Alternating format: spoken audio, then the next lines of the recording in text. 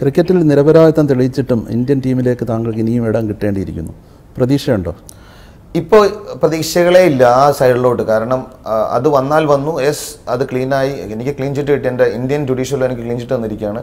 അതൊരു പ്രൈവറ്റ് ഫേമാണ്. Private firm decision എടുക്കുന്നത് ഇപ്പോൾ വിപ്രോ ജോലി ചെയ്യുന്ന ആൾക്ക് TCS ജോലി ചെയ്യാം. പക്ഷേ അൺഫോർച്ചുനേറ്റ്ലി ഇന്ത്യയിൽ അങ്ങനെയല്ല. BCCI ജോലി ചെയ്യാത്തൊരു വ്യക്തിക്ക് വേറെ എവിടെയും ജോലി കിട്ടുന്നില്ല, അത്രേ ഉള്ളൂ.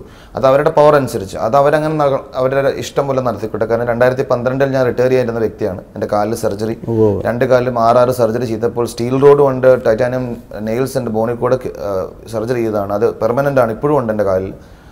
എന്നിട്ടും ഞാനത് റിട്ടയർ ചെയ്യാണ്ട് കളിച്ചുകൊണ്ടെന്നുള്ളൂ, കേരളത്തിൻ്റെ ക്രിക്കറ്റ് ഇമ്പ്രൂവ് ചെയ്യാൻ വേണ്ടി മാത്രം. ആ ടൈമിലാണ് ഇതെല്ലാം സംഭവിച്ചതെല്ലാം. അപ്പം എനിക്ക് അവരോടൊന്നും പറയാനില്ല, അത് അവരുടെ പേഴ്സണൽ ഡിസിഷൻ. ഞാൻ അവരോട് വൈരാഗ്യമില്ല, വാശിയില്ല. ഫോർഗീവ്നെസ് ആണ് എൻ്റെ ലൈഫിൽ. എനിക്ക് തോന്നുന്നു ഞാൻ എൻ്റെ എതിരെ കുത്താൻ വന്നാലും ഞാൻ അധികം മാക്സിമം ഫോർഗീവ്നെസ് ആണ് എൻ്റെ ലൈഫിലെ ബിഗസ്റ്റ് സ്ട്രെങ്ത്. എനിക്ക് തോന്നുന്നു ഫോർഗീവ്നെസ് ആണ്. വരുന്നിടത്ത് വെച്ച് കാണുക, അതായത് take life as it comes എന്നുള്ളതാണോ? അല്ലല്ല, I have got a very well planned life. Take life as it comes, it's stupidity. കാരണം it should be very well planned. What is the worst thing that could happen? അതെല്ലാം planned ആയിരിക്കണം.